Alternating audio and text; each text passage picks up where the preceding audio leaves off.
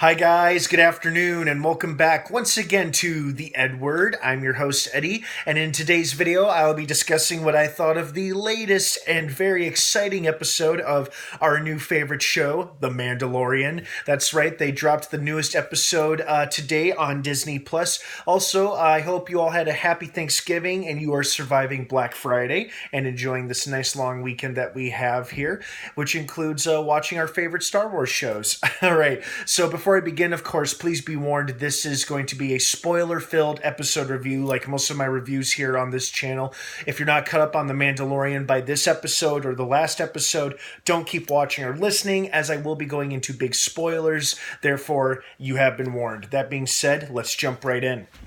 It was very exciting.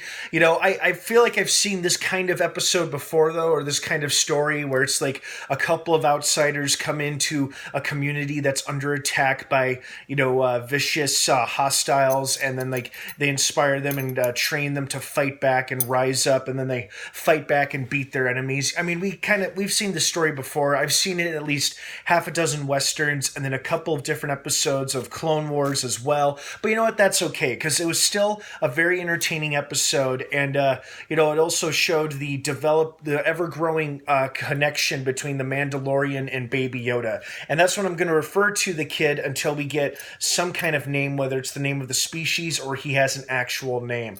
God, and this episode was just so damn funny too, mostly because of how funny the Mandalorian and the Baby Yoda are becoming as a duo of characters. Like, he tells the kid to stay in the cockpit of his ship while he goes out to look around. He tells him to sit still, stay there. And of course, what happens in the next scene? He opens up his door to step outside, and there's the cute little guy standing right next to him, looking up like, ready to go? Let's go, Dad.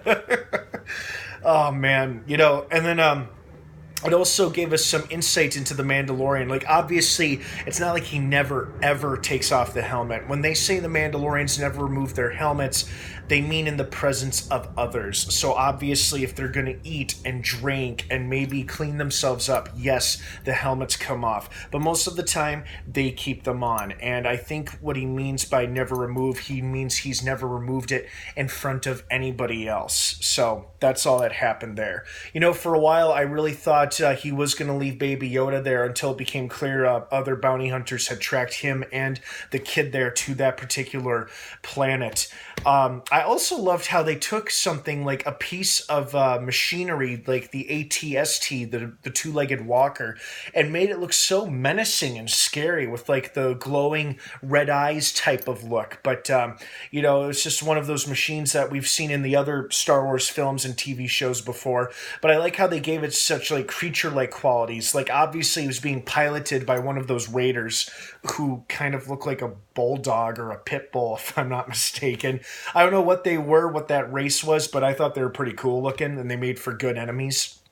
But I also loved how the Mandalorian initially agreed to help these villagers fight back in exchange not for money or for credits, but just for safe refuge, because they kept saying how isolated in the middle of nowhere their village was, and that's exactly what he's looking for with little Baby Yoda there. And I was also a little bummed that he didn't go back to the planet from where he first rescued the kid, because I was really hoping to see that Ugnaught character again.